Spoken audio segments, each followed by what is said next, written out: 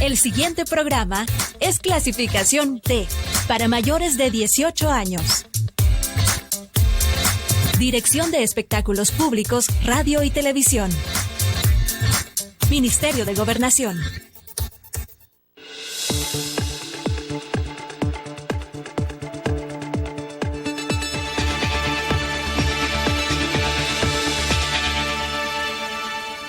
Bienvenidos y bienvenidas a una edición más de Temas y Debates. Les saluda Ricardo Sosa. En esta oportunidad el tema: ¿cómo avanza la pandemia del COVID-19? Las últimas actualizaciones, cuál es el estado y el repaso del virus en El Salvador. Para ello contamos con el doctor Jorge Panameño, médico infectólogo, quien tiene una maestría en Brasil, subespecialidades en medicina tropical, infectología y otras especialidades vinculadas a la medicina en estas áreas tan especializadas. Doctor Panameño, quiero agradecerle por siempre estar a la orden. Cuando la pandemia no había llegado, hace 2 años, iniciamos en este mismo set a abordar el tema con un carácter preventivo, y usted siempre ha estado dispuesto a colaborar y contribuir con los televidentes y cibernautas de este espacio para poder generar opinión, brindar un balance tecnomédico y que cada quien saque sus mejores conclusiones. Bienvenido. Muchas gracias, siempre es un gusto y un placer estar con usted aquí, Ricardo, y recordar que estamos a semana ya de que se cumplan 2 años de la declaración oficial de pandemia de parte de la OMS, y entonces es interesante poder valorar el estado actual de las cosas, ¿verdad? Doctor Panameño, nos encontramos en qué etapa. Unos dicen saliendo de la 4ª ola, otros dicen a mediación de la 4ª ola.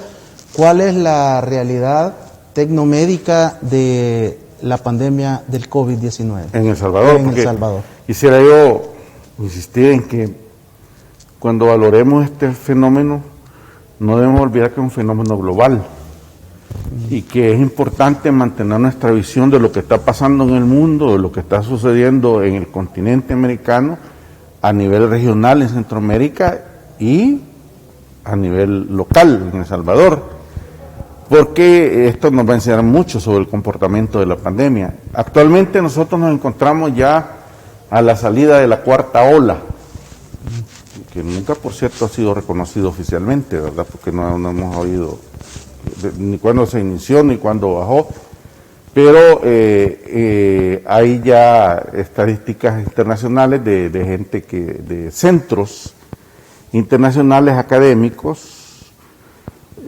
como el Instituto Imperial de Londres, el Instituto de Métricas y Mediciones en Salud, adscrito a la Universidad de Washington, también la Universidad de Johns Hopkins, ¿verdad?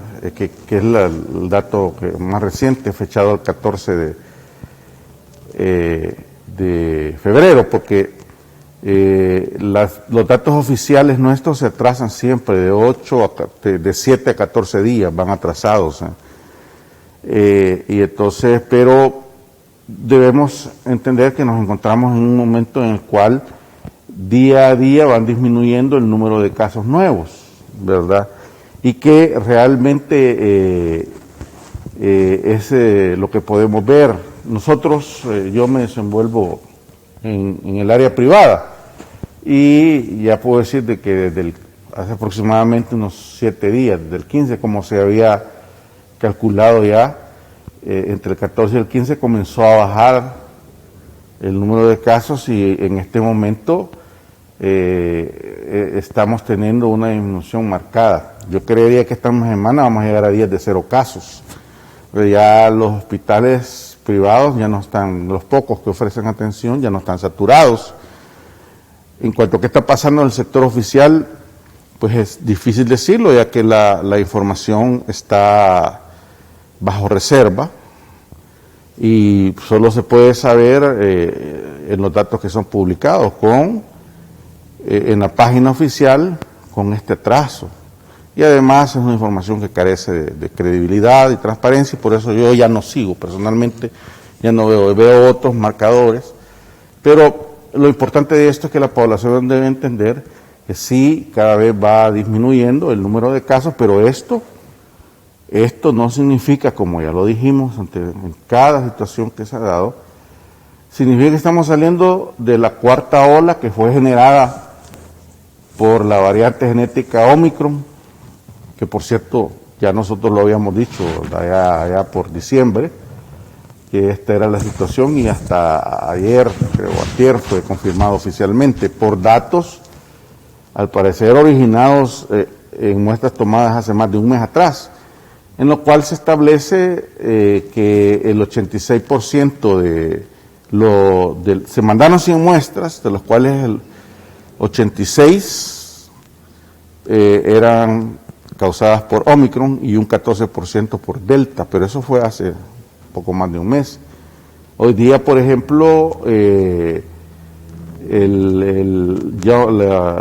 varias instituciones de las que he comentado calculan que el 90% de casos que hubieron estaban causados por la variante Omicron. Yo creo que en este momento debe andar por el 100%, que es la historia natural del comportamiento de esta variante genética del SARS-CoV-2, y por alguna causa en El Salvador tuvo un comportamiento mucho menos agresivo que en otras latitudes, ¿verdad? Por ejemplo, Estados Unidos. Todavía Estados Unidos está con 2.000 muertos al día por la enfermedad esta, y hay áreas que están mucho más complicadas, pero aquí estamos entrando en un periodo, se llama calma epidemiológica. Es decir, si se producen 0 casos por un tiempo X, 3 días o más, eso se llama silencio epidemiológico. Han habido, conocíamos desde que se inició esto, ya por el 20 de diciembre, que iba a ser de corta duración, porque así han sido las olas generadas por Omicron. Y entonces, hasta el momento, las predicciones estadísticas que se habían hecho en estos centros, no en este país, sino en los centros internacionales de vigilancia, han ido cumpliéndose. ¿Qué viene después? Entonces, se han generado varios escenarios hipotéticos. Por ejemplo, un escenario que sería el que todos desearíamos, establecía que muy probablemente estábamos con nuestra cuarta ola, y en otros países ha sido quinta y hasta sexta ola, pero con nuestra cuarta ola o con el accionar de Omicron en el mundo, podríamos estar ante la última expresión de la pandemia.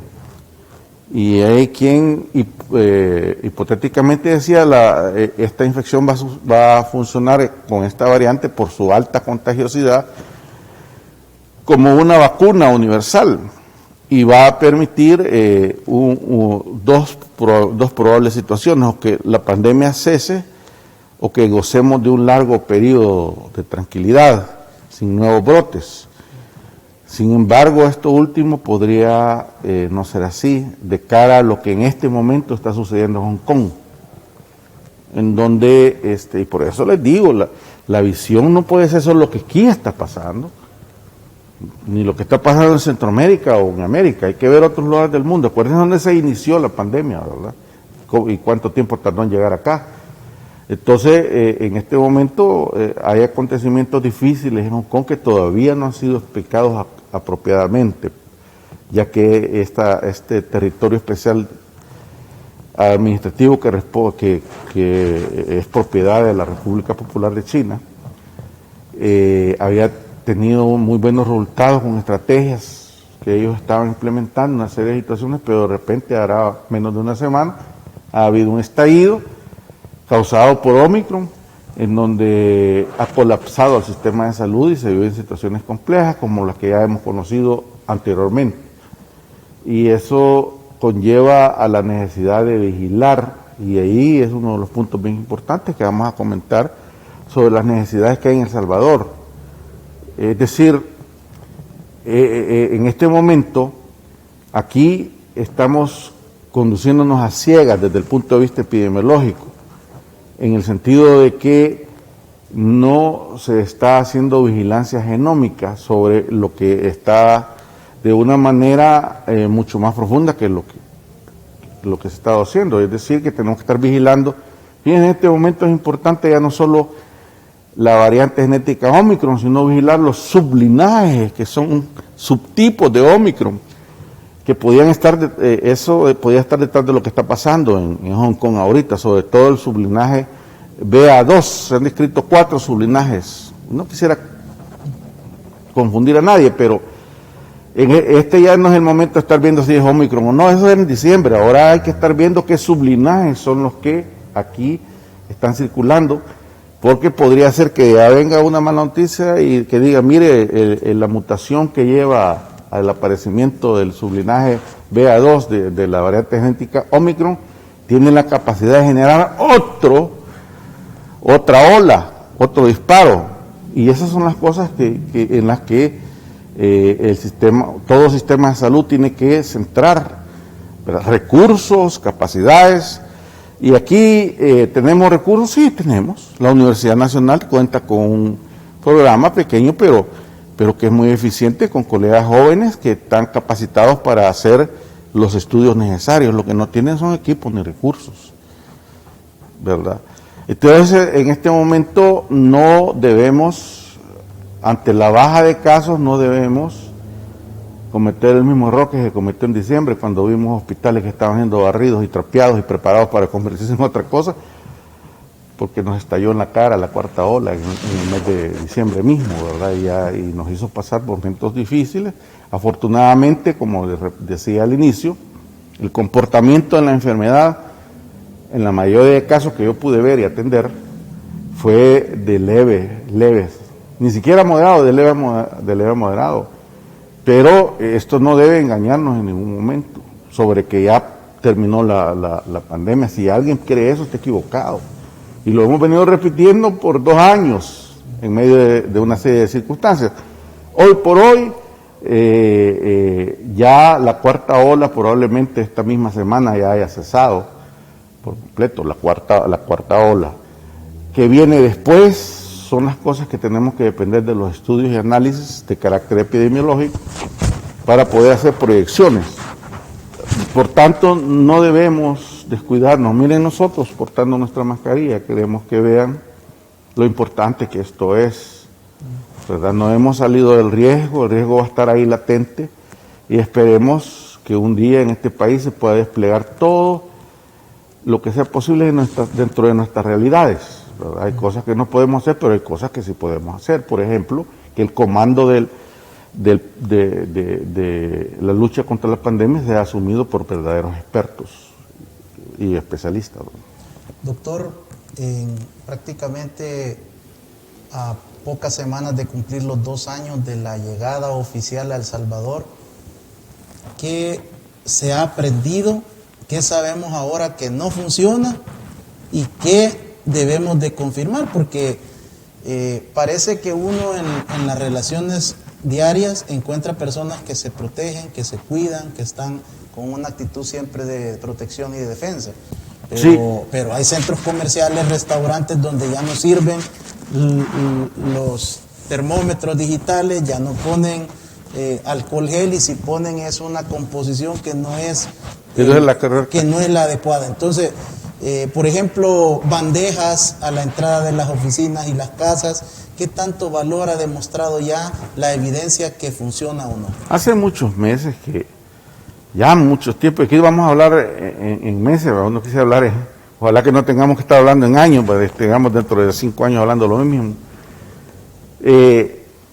Ya hace tiempo que se demostró que hay ciertas medidas que en inicio se tomaron, porque en un principio se toman medidas y cosas porque no conocíamos. Ahora sí conocemos, por ejemplo, que el virus va a transmitirse estrictamente por el aire, ¿verdad? Y que aún las superficies juegan un papel no tan importante. Y sobre todo hemos aprendido que por el calzado y esas cosas no se transmite la enfermedad.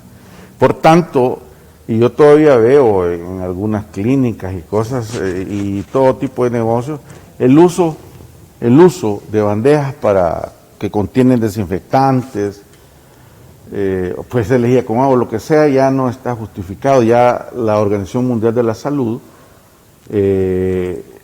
determinó que esto no tiene ninguna acción para prevenir el virus. Nosotros en el edificio donde tenemos oficina tenemos ya unos 6 o 7 meses que abandonamos esa práctica. Además está asociada a que uno se puede caer y una serie de circunstancias, pero en su inicio no sabíamos, ahora sabemos que eso no sirve. ¿Qué es lo que sirve? En primer lugar la mascarilla, en segundo lugar la higiene sigue siendo importante, el lavado de manos. Mira que si pudiéramos ver en este momento cómo se han comportado las enfermedades diarreicas y respiratorias, han caído, como influenza y otras virosis respiratorias han caído, ¿verdad? Por estas medidas que son útiles, el guardar el distanciamiento social seguro, como lo estamos haciendo nosotros en este momento.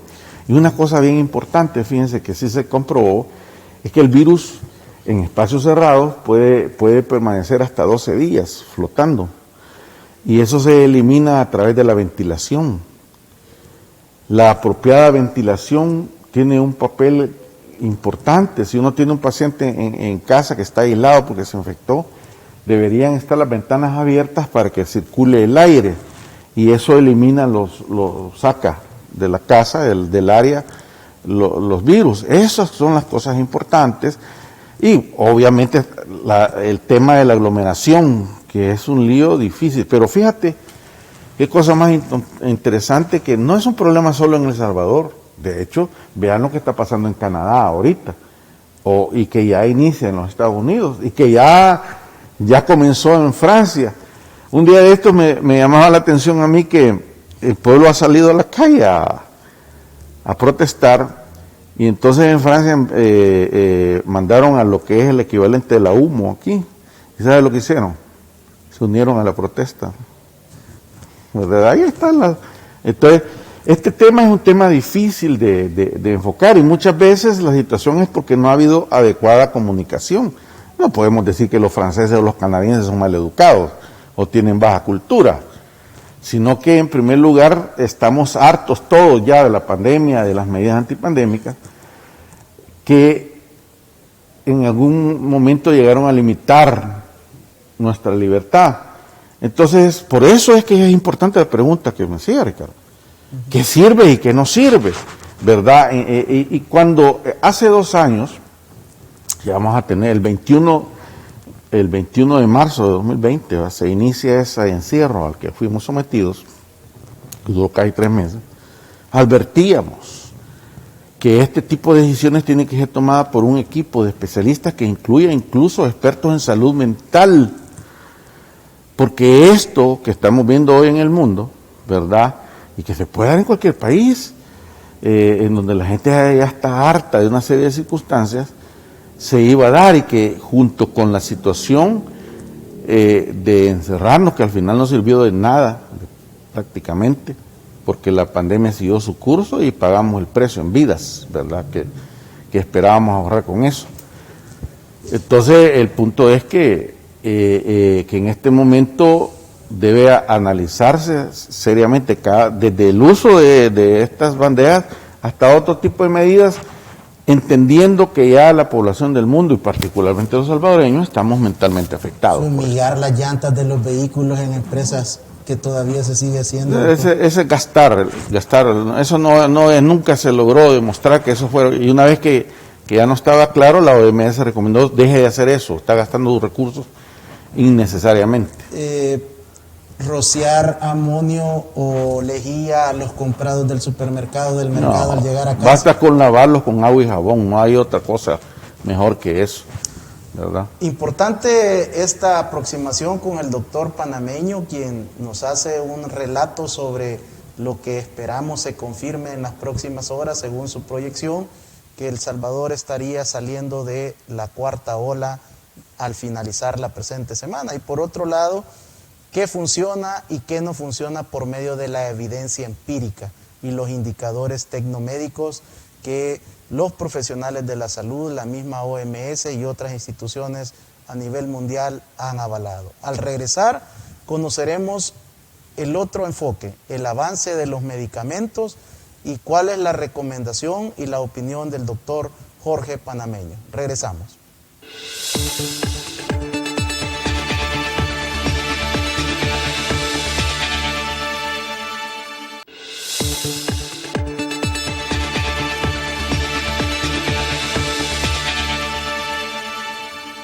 Muchas gracias por continuar en nuestra sintonía. Enviamos el saludo a todos los televidentes de señal abierta, a esos televisores antenita de conejo a nivel nacional con amplia audiencia, más de 3 millones de aparatos según la CIGET, a los televidentes de Claro y Tigo y las multiplataformas de redes sociales que nos sintonizan a esta hora. Doctor Panameño, se avala aparentemente la utilización de la pastilla para 2 firmas farmacéuticas que se unen en este esfuerzo. ¿Cuál es la lectura médica? ¿Realmente tiene el aval a nivel de los organismos rectores a nivel mundial? ¿Y qué otros medicamentos están en esa línea? A ver, una cosa que nos llena de esperanza sobre que este año podamos combatir eficazmente e incluso doblegar la pandemia son la nueva generación de recursos que vienen, que no solo medicamentos, también vacunas. Dentro de unos meses vamos a entrar, ya van a haber disponibilidad de las vacunas de segunda generación. Las que hoy estamos utilizando son de primera generación y su característica principal, independientemente de la tecnología que usen, de la plataforma que usen, es que se basaron en el virus, en la cepa viral que inicialmente se recolectó en Wuhan, que se llama así, cepa original Wuhan. Ahora, las vacunas que ya están en desarrollo y vienen, ya están preparadas. Primero hay tecnologías nuevas, tecnologías que son diferentes a las de origen genético que tanto escozor han causado, y vienen preparadas para generar defensas que actúen en contra de las variantes genéticas, ¿verdad? Son buenas noticias. Y luego viene lo que se pregunta ahora: medicamentos realmente antivirales con actividad contra el virus. Hay 5 que recientemente han sido autorizados, 5 con actividad antiviral. 2 son de una clase que se llama anticuerpos monoclonales, ¿verdad? Que son defensas ya formadas y que vienen de una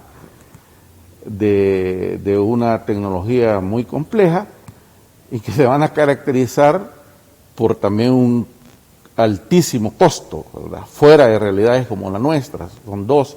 Los otros 3 son propiamente fármacos antivirales.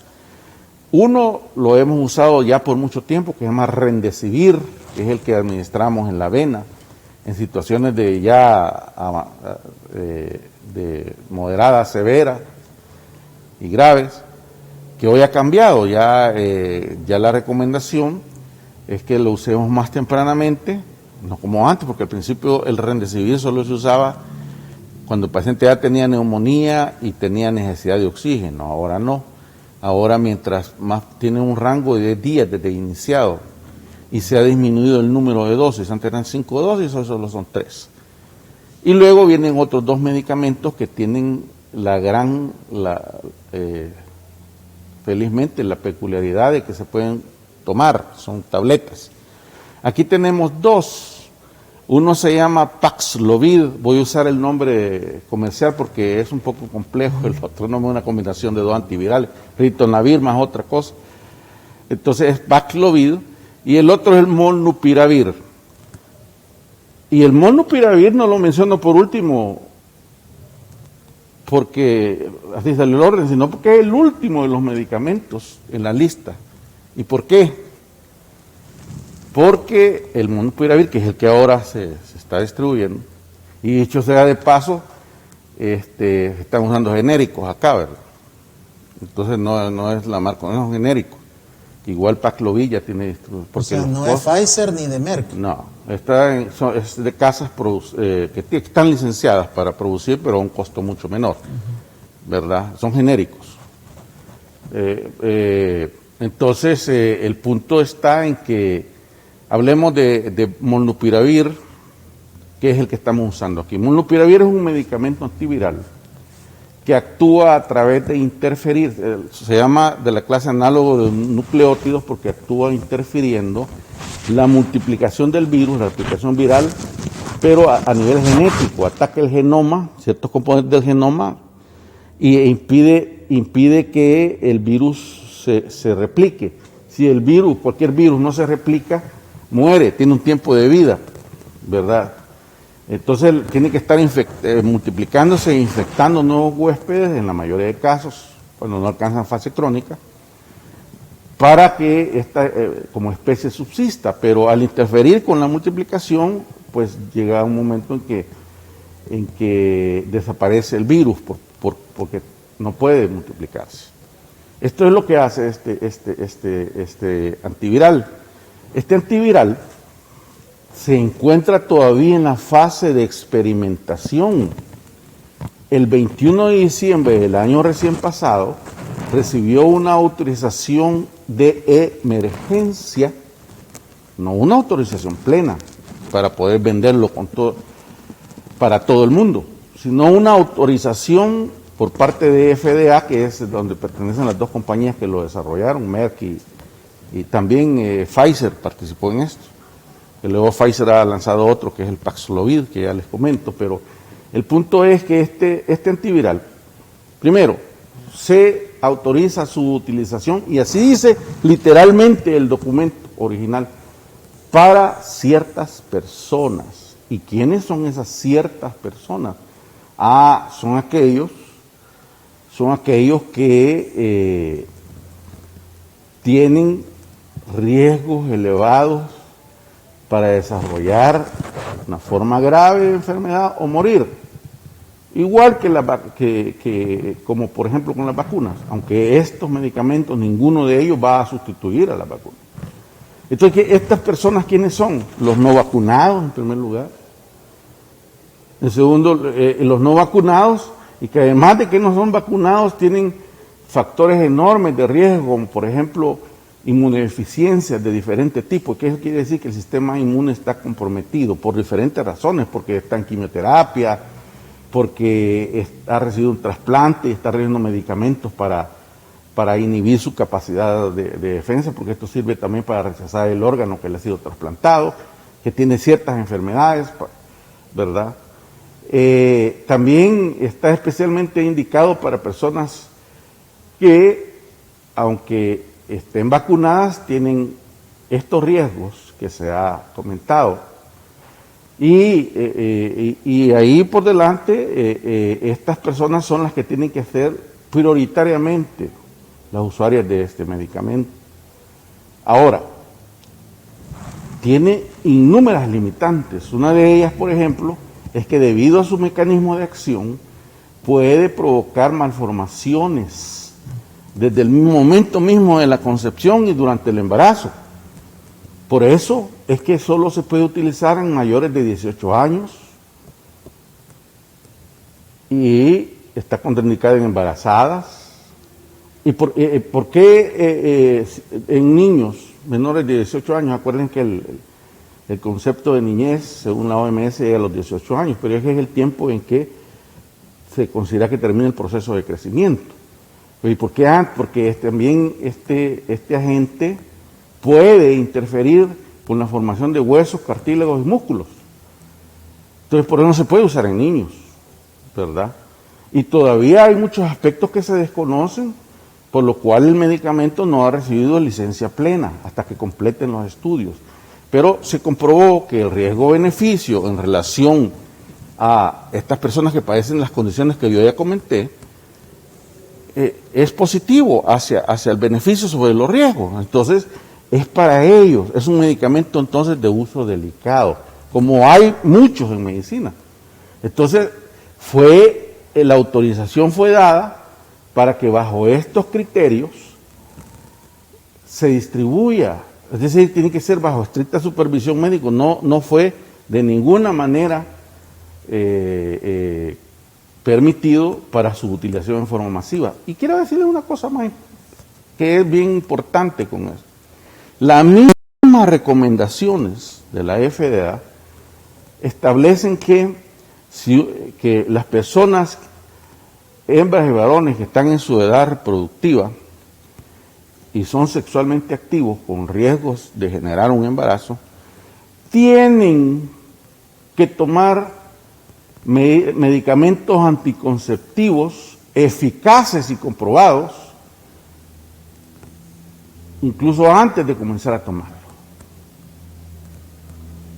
Los varones, las mujeres, hasta 4 días después de haber suspendido el medicamento, y los hombres hasta 3 meses después. ¿Sabía usted esto? ¿Fue dado a conocer esto? ¿Y cómo es que yo voy a mandar una bolsa y solo porque me llamaron y dijeron que es positivo? Entonces, el medicamento sí se puede utilizar en esas condiciones que he comentado, pero quiero además decirle que de los 5 medicamentos que he comentado, este es el menos efectivo. El estudio que se ha dado a conocer en este momento y que fue publicado en el New England Journal of Medicine, que es una revista de medicina muy prestigiosa, de las más prestigiosas en el mundo, claramente demuestra que existe, que todos los medicamentos están por arriba, todos los que se usan antes. Entonces, particularmente a mí me llama mucho la atención, ¿por qué no se eligió Paxlovid? Que es el otro. Fíjese, Paxlovid es complicado también, pero se puede usar desde los 12 años de edad. Tiene 90% de efectividad sobre 30% que presenta este medicamento. Cuando se señala eso, la primera pregunta que nos hacemos es, ¿cuál es el comité médico que sugirió el uso de este medicamento y además la manera en que se está distribuyendo? Por tanto, ¿Es más cara? Lo que pasa es que ya están, también tiene genéricos. Uno de los últimos autorizados ha sido uno de Bangladesh, ¿verdad? Una fábrica. Pero entonces, el punto, bueno, puede ser, puede no ser, pero ¿quién sabe eso? Entonces yo me quedo, realmente, primero no es la forma, y sirve, sí sirve, no estoy diciendo que no sirve, para ciertas personas. Entonces yo tengo que sentarme con el paciente, verlo, hablar con él y decirle, o con ella y decirle, este medicamento tiene estas y estas y estas situaciones. Doctor, esas 2 pastillas, como las podemos denominar para una rápida comprensión de los televidentes y cibernautas, ¿sustituyen o no la vacunación? Para nada, en ningún momento.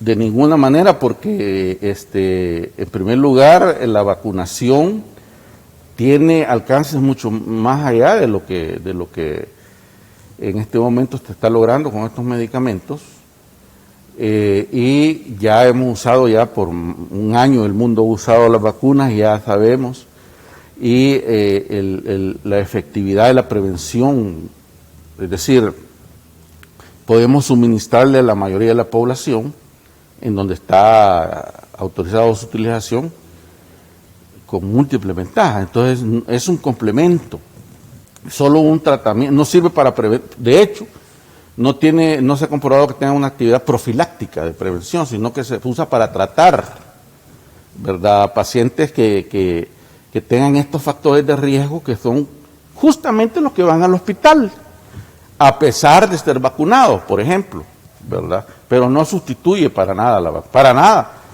¿verdad? La vacunación va a seguir siendo la piedra angular en la prevención, pero igual que este medicamento, hay que saber cómo se usa. Doctor, en el caso de El Salvador, los que hemos decidido ponernos las 3 dosis, ¿cuál es el siguiente paso que nos espera? ¿Hasta aquí llegamos o hay que esperar a mediados o final del 2022 a que surja un refuerzo? En este momento hay una gran discusión. Hay quien está hablando ya de 4ª dosis, de 5ª dosis. En lo personal yo creo que la 4ª dosis es un punto demasiado discutible, ¿verdad? Por ejemplo, hay un estudio excelente realizado en Israel que mostró que la 4ª dosis no sirvió de nada para ellos, para nada. Y que fue hecha y que una de las ventajas de que Israel tiene una experiencia única es que siempre ha usado un solo tipo de vacuna, ¿verdad? Pfizer. Y la 4ª dosis no sirvió allá. Hay otros estudios demostrando que sí. Yo pienso que esta situación debe ser evaluada a la luz de hallazgos científicos, pero estamos a meses de que salgan nuevas. De hecho, hay uno que ya prácticamente está licenciada, una vacuna producida por la casa Novavax, ¿verdad? Que tiene una tecnología extraordinaria que ya usamos en otras vacunas y que muy poco se ha hecho mención, ¿verdad? Pero yo en este momento creo que hablar de una cuarta dosis no tiene fundamento apropiado como para recomendarlo, ¿verdad? Y estamos a la espera de que lleguen nuevos medicamentos, nuevas vacunas. En unos pocos meses no creo, en este preciso momento no creo que sea algo conveniente. ¿Se conoce de las muertes al menos del 2022 por COVID en El Salvador? Si hay ya un estudio de fallecidos con tercera dosis y bajo qué condiciones. ¿Cómo sería posible hacer eso en un país donde la información está reservada? ¿De dónde sacamos esa información?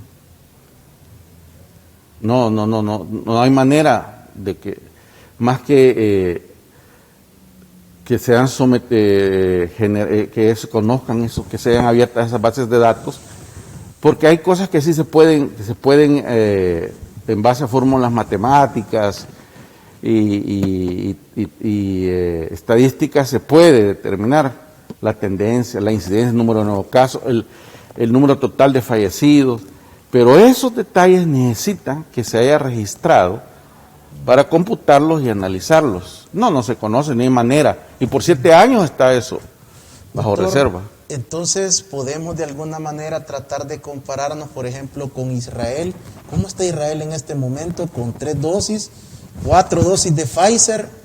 ¿Qué nivel de reincidencia, de muerte tienen y de nuevos contagios? En este momento está bajando la tendencia en el mundo. Allá todas las últimas olas y brotes que se dieron alrededor del mundo fueron por Omicron. Entonces la tendencia es hacia bajar, ¿verdad? Pero ellos saben que este es un fenómeno que puede de un momento a otro cambiar, como cambió de la nada. Entonces lo que se sabe es que están buscando otras alternativas, pero yo estoy seguro que esas alternativas vienen de nuevos medicamentos, de nuevas vacunas y nuevos medicamentos, pero que una cuarta dosis no es la respuesta. A este momento no se puede afirmar eso. Doctor Jorge Panameño, quiero agradecerle su apoyo, su contribución, su aporte con su opinión fundamentada tecnomédica, que nos sirve para que nuestros televidentes se formen su propio criterio y estén mejor informados. Su mensaje de despedida y de agradecimiento. Bueno, en primer lugar, qué bueno tener acceso a los medios, ¿verdad? Y poder hablar con la gente de todo El Salvador. No olvidemos la realidad que estamos viviendo. No ha terminado esto de ninguna manera. Recuérdense, voy a repetirlo de nuevo. Acuérdense lo que se pensaba en diciembre. Entonces, mientras no se cumplan ciertos criterios, la pandemia no ha terminado y podemos tener un brote causado por una mutación viral que se puede dar aquí de nuevo, se llama así, o que puede venir desde el mundo. Permanezcamos siempre pendientes de la situación real.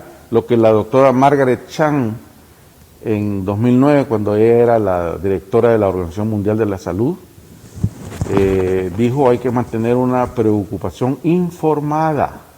Estémonos informando a través de medios como este, serios, programas como este, escuchemos a quien haya que escuchar, ¿verdad? Y no nos hagamos eco de la infodemia, porque ahí andan una serie de circunstancias, hablando cosas, y seamos prudentes, seamos por el bienestar de nuestras familias, ¿verdad? De nuestros mayores, y tengamos esperanza. Yo siempre creo que por la misericordia de Dios, una salida a esto se va a encontrar y no creo que pase de este año.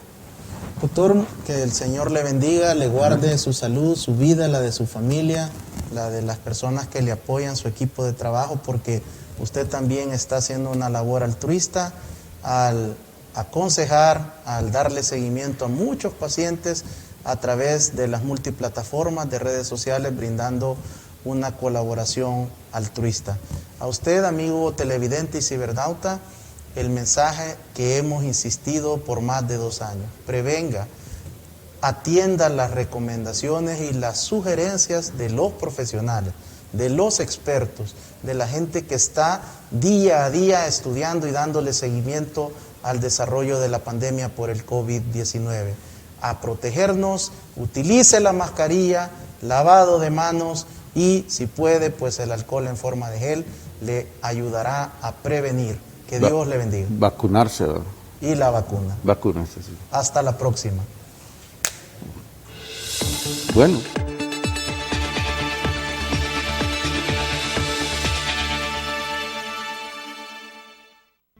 Los conceptos vertidos en el programa anterior son responsabilidad directa de quien los emitió. En ningún momento representan la línea editorial de esta estación televisora.